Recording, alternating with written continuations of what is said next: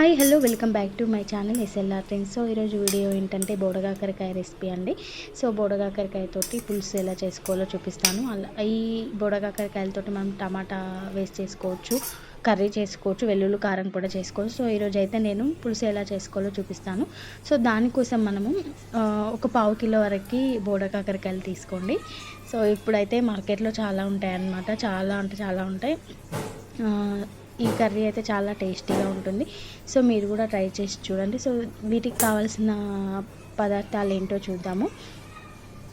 So already నేను onions cut చేసి పెట్టుకున్నాను. ఒక 2 మీడియం సైజ్ ఆనియన్స్ తీసుకోండి. చింతపండు నానబెట్టి పెట్టుకోండి. కరివేపాకు తీసుకోండి. ఒక 2 లేదా 3 పచ్చిమిర్చి తీసుకోండి. అలాగే వెల్లుల్లిని కొంచెం దంచి పెట్టుకోండి. సో ఇవైతే సరిపోతుంది. అలాగే మనకు ఉప్పు కారం మనకి తగినట్టుగా వేసుకోవచ్చు. అయితే వీటిని ఫస్ట్ మనము బాయిల్ చేసి పెట్టుకోవాలన్నమాట. సో ఫస్ట్ ఏంటంటే శుభ్రంగా కడుక్కొని పెట్టుకున్న తర్వాత సో మీరు ఇలా బాయిల్ చేసుకోండి వీటిని. సో బాయిల్ చేసిన తర్వాత ఇలా అవుతాయి అన్నమాట. సో బాయిల్ చేసిన తర్వాత పైన ఉండే పొట్టంతా పోతుంది. మనము తీసేసిన తర్వాత కర్రీ చేసుకోవాలన్నమాట. సో ఫస్ట్ ఏంటంటే ఆయిల్ వేడైన తర్వాత కొన్ని మెంతులు తీసుకోండి. సో ఏ పులుసుకైనా మెంతులతోటి టేస్ట్ చాలా ఉంటుంది అనమాట. సో కంపల్సరీ మెంతులు వేసుకోవాలి. తర్వాత ఒక టేబుల్ స్పూన్ ఆవాలు తీసుకోండి, జీలకర్ర తీసుకోండి. ఇవి కొంచెం గోలిన తర్వాత ఫస్ట్ పచ్చిమిర్చి వేసుకోండి. సో గోలిన తర్వాత పచ్చిమిర్చి వేసుకోండి. సో పచ్చిమిర్చి వేయగానే మనకి ఉంటుంది కదా, సో అందుకనే పైన క్యాప్ పెట్టాను అనమాట. తర్వాత మనం ఆనియన్స్ వేసుకోండి. ఆనియన్స్ మంచిగా గోలిన తర్వాత వెల్లుల్లి వేసుకోండి. దీంట్లో కొందరు అల్లం వెల్లుల్లి పేస్ట్ వేసుకుంటారు. కాకపోతే నేను ఏంటంటే పులుసులు చేసుకునే వాటికి అల్లం వెల్లుల్లి పేస్ట్ ప్రిఫర్ చేయను అనమాట. సో ఇవి మంచిగా వేగిన తర్వాత మంచిగా వేయించుకోండి. ఆనియన్స్ మంచిగా వేగిన తర్వాత పసుపు వేసుకోండి. సో చూసారు కదండి, ఆనియన్స్ వేగిపోయాయి. ఇప్పుడు పసుపు వేసుకోండి. పసుపు వేసుకున్న తర్వాత ఒక హాఫ్ మినిట్ అలా అయిన తర్వాత బోడకాకరకాయలు వేసుకోవాలన్నమాట. సో పసుపు వేసిన వెంటనే వేయకుండా కొంచెం టైం తీసుకొని బోడకాకరకాయలు వేసుకోండి.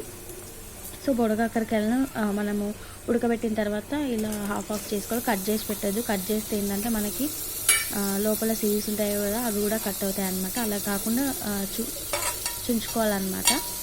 సో తర్వాత ఏంటంటే నేను వెల్లుల్లి వేయడం మర్చిపోయాను, అందుకే ఇప్పుడు వేసుకున్నాను. సో ఇవి వేసుకున్న తర్వాత ఒక 5 మినిట్స్ వరకు మంచిగా గోలేలా చూసుకోవాలి.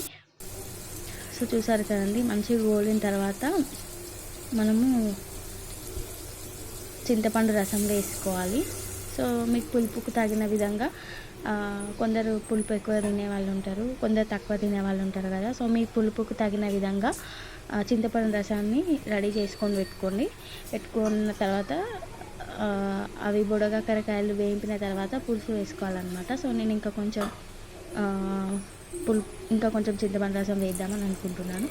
సో ఈ చింతపండు రసం మీకు ఎంతైతే కావాలనుకుంటారో అంత వేసుకోవచ్చు. సో వేసిన తర్వాత ఒకసారి కలుపుకోండి. సో కలుపుకున్న తర్వాత దీంట్లో ఏంటంటే కరివేపాకు వేసుకోండి. సో కరివేపాకుని మీరు అలాగే వేసుకోండి. ఇలా వేసుకోవడం వల్ల కొమ్మలుగా వేసుకోవడం వల్ల టేస్టీగా ఉంటుంది అనమాట. పులుపులోకి అయితే చాలా బాగుంటుంది. తర్వాత ఏంటంటే సాల్ట్ యాడ్ చేయండి. సాల్ట్ అంటే మీ టేస్ట్కి తగినంత విధంగా, కొందరు ఎక్కువ తింటారు, కొందరు తక్కువ తింటారు కదా. సో మీ టేస్ట్కి తగిన విధంగా సాల్ట్ వేసుకోండి. అలాగే కారపొడి కూడా వేసుకోండి. ఇది కూడా మీ టేస్ట్కి తగిన విధంగానే వేసుకోండి. కొందరు ఏంటంటే పులుపులో మిరియాలు కూడా వేసుకుంటారు. మిరియాలు వేసుకుంటే కూడా చాలా బాగుంటుంది. సో మిరియాలు వేసుకునే వాళ్ళు వేసుకోవచ్చు. నేను ఇప్పుడైతే వేయట్లేదు.